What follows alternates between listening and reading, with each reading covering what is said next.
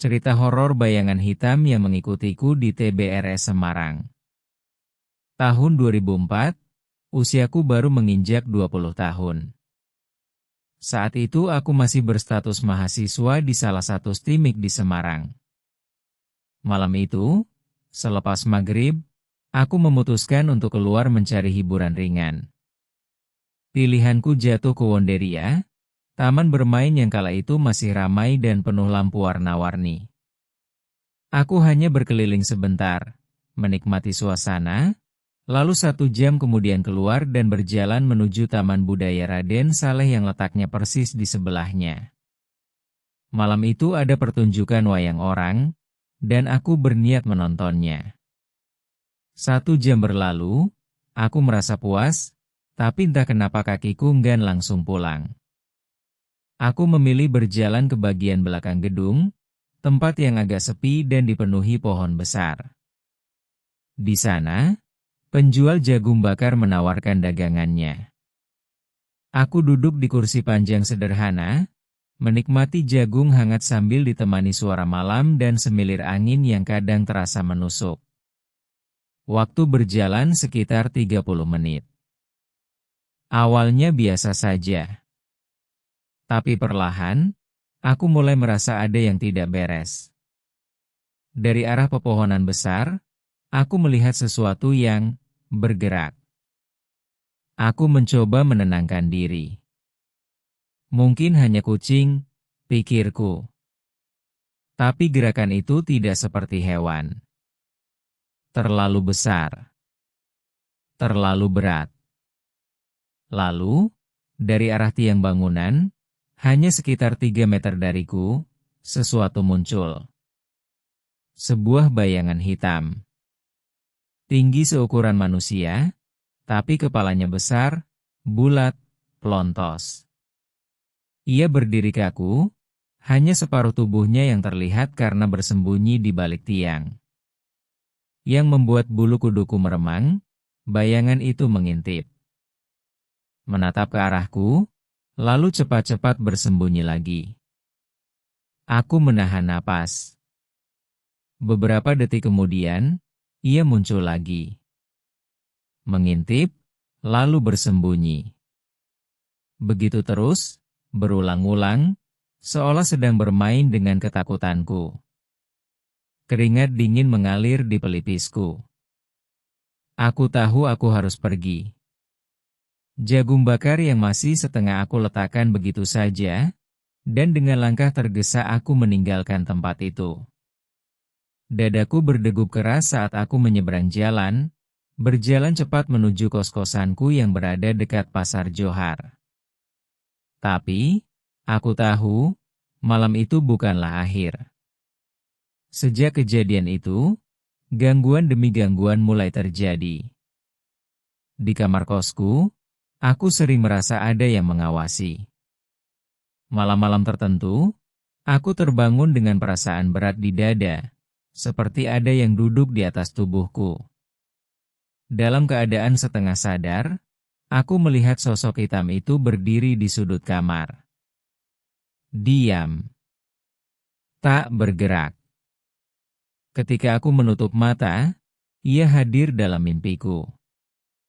Menyusup dalam tidurku, membuatku terjebak antara sadar dan tidak. Aku berusaha bangun, tapi tubuhku lumpuh. Yang bisa kulakukan hanyalah melihat sosok itu semakin dekat, dan semakin dekat. Siang hari pun aku tidak benar-benar bebas. Kadang, ketika aku belajar atau sekadar duduk sendirian, aku melihat bayangan hitam melintas cepat di pojok ruangan. Atau pantulan samar kepalanya yang bulat dan pelontos di kaca jendela. Setiap malam terasa panjang. Tidur menjadi siksaan. Dan setiap kali aku melangkah melewati jalan dekat Taman Budaya atau Wonderia, rasa takut itu muncul lagi. Seperti ada ikatan tak kasat mata yang membuat makhluk itu tak mau melepaskanku. Sejak hari itu, aku sadar, malam di Semarang tidak pernah lagi sama. Mengusir bayangan hitam. Sejak malam di belakang gedung Taman Budaya itu, hidupku berubah. Bayangan hitam berkepala pelontos itu tidak pernah berhenti menggangguku. Awalnya aku mencoba melawan dengan cara yang paling sederhana, doa. Setiap kali rasa takut itu muncul, aku berwudu, sholat, dan membaca ayat-ayat yang kuingat. Saat mulutku berkomat-kamit, memang ada sedikit rasa lega, tapi hanya sebentar. Malam berikutnya, sosok itu kembali. Pernah suatu kali, aku terbangun tengah malam. Lampu kamarku menyala redup. Aku melihatnya duduk di kursi belajar, diam, menghadapku. Matanya, kalau itu bisa disebut mata, seperti dua lubang gelap kosong, menatap tanpa berkedip. Aku berteriak sekeras-kerasnya sambil membaca doa, tapi suaraku serasa tercekik, seperti dicegah keluar dari tenggorokan. Yang terdengar hanya erangan lirih. Setelah itu, aku benar-benar takut tidur sendirian. Hari-hari kulalui dengan tubuh lemas, mata panda menghiasi wajahku karena kurang tidur. Teman-teman kos hanya mengira aku begadang mengerjakan tugas kuliah. Mereka tidak tahu bahwa setiap malam aku berperang dengan sesuatu yang tidak bisa mereka lihat. Sampai akhirnya aku merasa doa-doaku tidak cukup. Aku putuskan untuk meminta bantuan. Ada seorang teman kampus yang menasihati. Kalau gangguanmu nggak hilang juga, coba temui orang pintar. Di daerah Bugangan ada seorang kiai yang sering bantu mengusir gangguan gaib. Awalnya aku ragu, tapi tubuhku semakin drop, pikiranku semakin kacau. Aku merasa bayangan itu ingin menarikku masuk ke dunianya.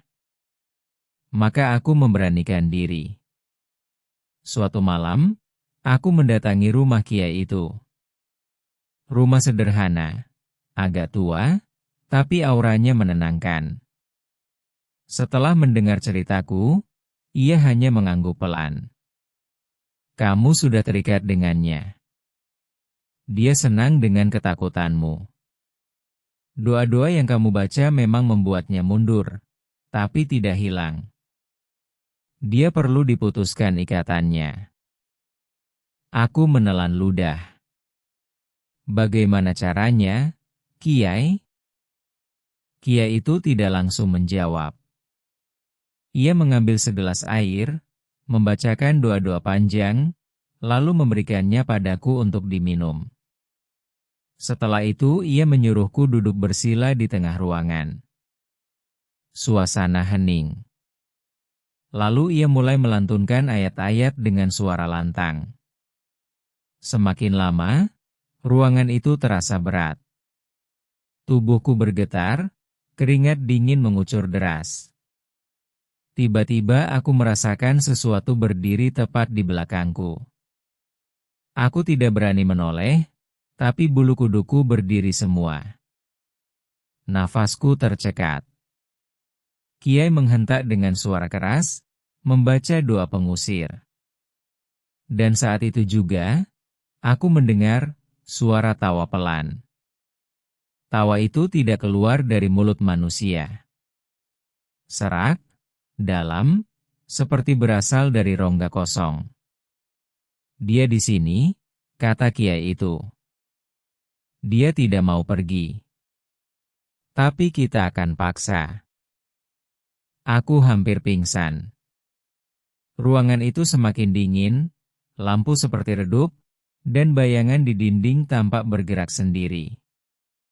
Kiai terus membaca doa, semakin keras, semakin cepat. Aku sendiri hanya bisa menangis dan berdoa dalam hati.